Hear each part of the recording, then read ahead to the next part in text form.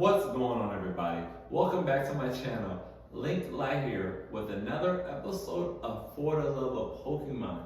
And if you're new here on For the Love of Pokemon, what we do is basically we just cover the artwork of Pokemon cards and the artists that gave us those amazing pieces of artwork, or masterpieces as I like to say. Now let's dive into some of this great artwork. In no particular order, first up we have this horsey artwork. I really love this horsey artwork and I had to add it because one, let's look at the art style there. We also have a Shelder. I think it's called Shelder. It's been a while since I've seen this Pokemon. But again, I think the name is Shelder Pokemon that we have included in the artwork as well. And back then, there wasn't usually two Pokemon in an artwork. So if Pokemon having more than one a Pokemon in the artwork is pretty dope. But again, the style is pretty cool and the colors really pop. And the artist who gave us this artwork is none other than Hasu Nakumara, and I believe they still make artwork to this day. Again, the artist's name is Hasu Nakumara. Let me know in the comments, what would you rate this Pokemon artwork on a scale of 1 through 10? If you're ever having a bad day, just take a look at this phenomenal Psyduck artwork.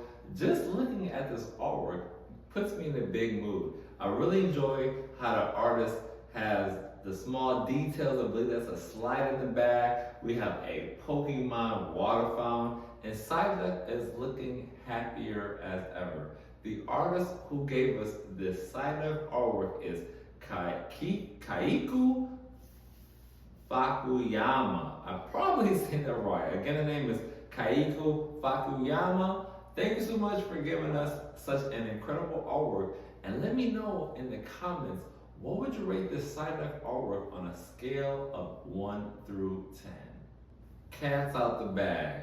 If you've been following me for a while, or it's your first time checking me out, Komiya is probably hands down my favorite Pokemon artist today. I still believe he's still an artist for some cards, probably not as many, but he's definitely my favorite art style. And this Tangela is no exception.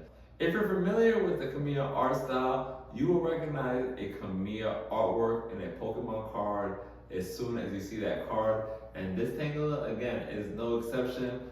I just really love, you have the background. What is that like? It looks like Tangela is in a tree. And I don't know if that's the clouds or the mountains in the back. And then you have the little wood houses. But Tangela is looking distressed. It's probably tangled up in a tree. Thank you so much for giving us this artwork, Komiya. Let me know in the comments, what would you rate this artwork on a scale of 1 through 10? Watching Pokemon growing up, Team Rocket had this Pokemon called, I believe it was Wobbuffet, and he always be like, Wobbuffet. So I probably just unlocked some OG memories in you right now as you're watching this. But we don't have a Wobbuffet, but we have this I think it's pronounced Whopper artwork. And again, another super happy artwork. We have 2 Whoppers, not just one in this Pokemon card. And the artist who gave us this Whopper artwork is none other than, again, Kaiku Fakuyama. Again, I enjoyed how there's 2 Whoppers in this artwork. They got some lily pads. There's a small details with the red and yellow flowers. Yellow is actually my favorite color. Check out the shirt as you can see. So, and the tablet as well. But I like the small details. And just the overall art style really shows that the artist really wanted to give us some incredible artwork. It's a very common card. If you were opening up Aquapolis packs, you probably pulled hundreds of these. But shout out to the artist for giving us this artwork. Let me know in the comments, what would you rate this artwork on a scale of 1 through 10? Pokemon artwork is the gift that keeps on giving. And just check out this badass, was not Psyduck, I almost want to say Psyduck, but the evolution of Psyduck. This is Golduck, probably one of the most slept on Pokemon to ever really just be Pokemon. But that's for another story. But this Golduck artwork is just so badass. The artist who gave us this artwork, again, I'm gonna really have to work on these pronunciations, and that is Somiyoshi Kazuyoki, so Somiyoshi Kizoki or Suzuki. You know what I'm trying to say, but thank you so much for giving us this artwork. But just look at the small details. We have Golduck, looked like it was doing surf or swim. Then in the background, you have the tower. You also have the lights coming out. And I'm not really sure what these other details are, but it looks like a kid drew it, but a sophisticated kid drew it. But again, the style is just impeccable. Let me know in the comments, what would you rate this artwork on a scale of 1 through 10? Hear me out. This Pokemon was not that popular, but this artwork is just top notch.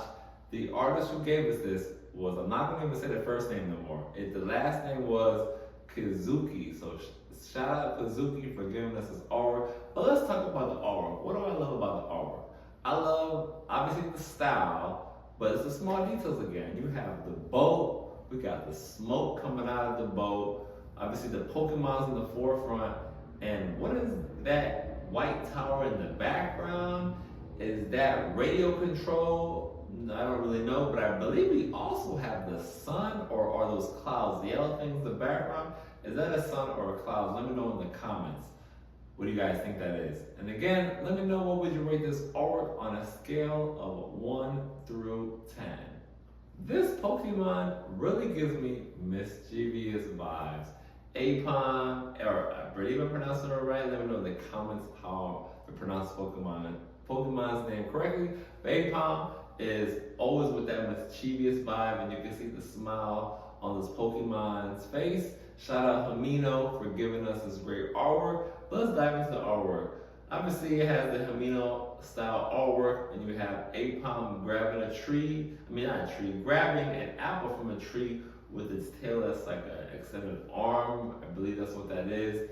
And again, the colors and everything is pretty dope. So let me know in the comments, what would you rate this artwork on a scale of 1 through 10? A lot of the Pokemon cards we have been covering have a nice, positive, happy vibe, but this Chinchou is a different story. This Chinchou is super focused. I really wonder where Chinchou was going.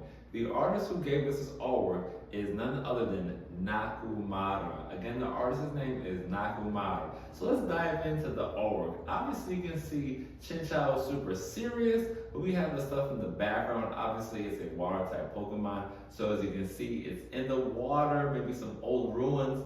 Is it getting ready to attack, or is it like moving fast? What do you guys think Chinchou is doing in this artwork? And again, let me know in the comments, what would you rate this Pokemon artwork on a scale of 1 through 10? You should already know. I'm gonna give you a second to think about it. If you said Komiya, then you are absolutely right. This Mankey artwork is just, again, Komiya at its finest. And let's dive into the artwork. We have Mankey just chilling. That looks like, that's not fruit, but it's Pokemon berries, because it's kind of the thing with Pokemon. I think the second generation was about the berries and stuff. So it's either in a tree or maybe at the top of a tree. Then you have the small detail. You have the rainbow. And I believe if you look very close, it was raining, because obviously rainbows come from the rain. So super dope details. Then you have the clouds in the background, the small details and stuff that you can see in the Pokemon card. Let me know in the comments, what would you rate this artwork on a scale of 1 through 10? This Mr. Mime artwork was given to us by one of my other favorite Pokemon artists, which is Baba. Shout out Baba for this artwork. So let's dive into this Mr. Mime artwork. Me, again, I'm all about the details. We have Mr. Mime, obviously. Then you have in the background, we have the buildings, the tree. I'm assuming Mr. Mime is in the streets doing its miming stuff, maybe trying to get a bag. We probably can't see, but if we were probably to zoom out, there's probably a hat with a sign that says accepting donations or something of that, because that's what mimes do, right? So again, let me know in the comments, what would you rate this artwork on a scale of 1 through 10? We have covered some dope artwork on today's episode. Each of these artworks are super dope. However, I want to say this female Nidoran artwork is probably one of my favorites on today's episode for sure, and on altogether out of all the artworks I was looking at. And the artist who gave us this Nidoran artwork is none other than Yama. Shout out Yama for giving us this artwork. And let's dive into the artwork on this Pokemon card. You can see the very positive vibes coming out, super happy. You got the rainbow in the artwork. You have, you know, the shine coming, like the sparkles that are coming off of Nidoran because it's so happy and positive. What is it sitting on? A ledge, it looks like. So it looks like it's on a ledge, looking over, seeing the rainbow. You have the tree in the background. Then again, you have the red and yellow flowers. Don't know what it is about the red and yellow flowers that these artists are adding into their Pokemon artwork. But shout out to Pokemon artists for giving us these small details. Let me know in the comments, what would you rate this artwork on a scale of 1 through 10? And this Eevee artwork was given to us by Horita. The details in this card are pretty dope as well, because again, it's all about the small details. Eevee's looking back at its trainer or whatever it's looking at, and it again reminds me of a dog that's just, you know, you put the dog off the leash and it just goes, and you're like, it's calling like, come back. So it gives you that vibe of like a dog just blasting off or darting off and looking back at you. But again, small details. Not just the Pokemon looking at you, but it's in the middle of the city. Maybe it's looking for food. It's just, you know, got a lot of energy because those small dogs always got a lot of energy. So we also have some bushes in there. Then we have the clouds and the light baby blue sky. So shout out to artists for this artwork. Let me know in the comments, what would you rate this artwork on a scale of 1 through 10? In 2025, we all have heard of ChatGPT, but in the early 2000s, there was Porygon. Shout out to artists who gave us this Porygon artwork, and that is none other than Yamashita. I believe in this artwork, Porygon is in a computer, and those are like the pop-ups or the different websites that you could go to on a computer. Let me know, what is that stuff around Porygon in this artwork? And again, let me know in the comments, what would you rate this artwork on a scale of 1 through 10? The last card we're going to be covering on today's episode is probably one of the smoothest Pokemon to ever do it. If I was a Pokemon, I can probably honestly say I would be a Smeargle. Smeargle is always super smooth and chill from what I remember from the TV show, and as well as this Pokemon card. The artist who gave us this Smeargle artwork is none other than Tanaka. So shout out to Tanaka. So let's look into the artwork. We have Smeargle just chilling, vibing. Obviously, its tail is drawing.